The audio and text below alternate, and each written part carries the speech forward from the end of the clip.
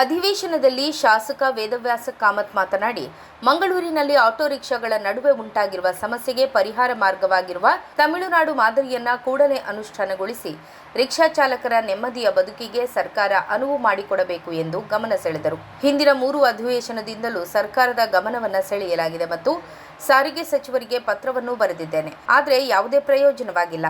ಇದರಿಂದ ಸುಮಾರು 10,000ದಷ್ಟು ಇರುವ ರಿಕ್ಷಾ ಚಾಲಕರು ಸಮಸ್ಯೆ ಅನುಭವಿಸುತ್ತಿದ್ದಾರೆ. ಕನಿಷ್ಠ ಈ ಅಧಿವೇಶನದಲ್ಲಾದರೂ ಎಲ್ಲ ರಿಕ್ಷಾ ಚಾಲಕರುಗಳು ಬಯಸುತ್ತಿರುವ ತಮಿಳುನಾಡು ಮಾದರಿಯ ಪರಿಹಾರ ಮಾರ್ಗವನ್ನು ಅನುಷ್ಠಾನಗೊಳಿಸಿದರೆ ರಿಕ್ಷಾ ಚಾಲಕ ಬಂಧುಗಳ ನಡುವಿನ ಗೊಂದಲ, ಘರ್ಷಣೆ ಕಡಿಮೆಯಾಗುತ್ತದೆ ಎಂದರು. ಇಲ್ಲಿ ಒಂದು ಆ ಸಮಸ್ಯೆಯನ್ನು ಕಂಡುಹಿಡಿದು ಅದನ್ನು ನಿವಾರಿಸುವಂತ ದೃಷ್ಟಿಯಲ್ಲಿ ಒಂದು ಮುಂಚೂಣಿಯಲ್ಲಿ ಒಂದು ಹೆಜ್ಜೆಯನ್ನು ಇಟ್ಟಿದೆ ಅಂತ ಹೇಳುವಂಥದ್ದನ್ನು ಹೇಳಿದೆ.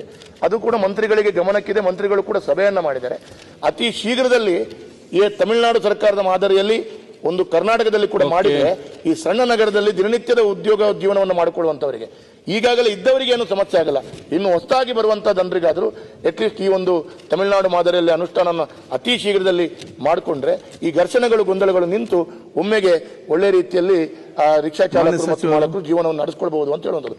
ಹಾಗಾಗಿ ತಮಿಳುನಾಡು ಮಾದರಿಯಲ್ಲಿ ಏನು ಮಾಡ್ತೀರಾ ಅಂತ ತಾವೇನು ಉತ್ತರವಲ್ಲಿ ಕೊಟ್ಟಿಲ್ಲ, ಅದನ್ನು ನಾನು ಕೇಳಬೇಕು.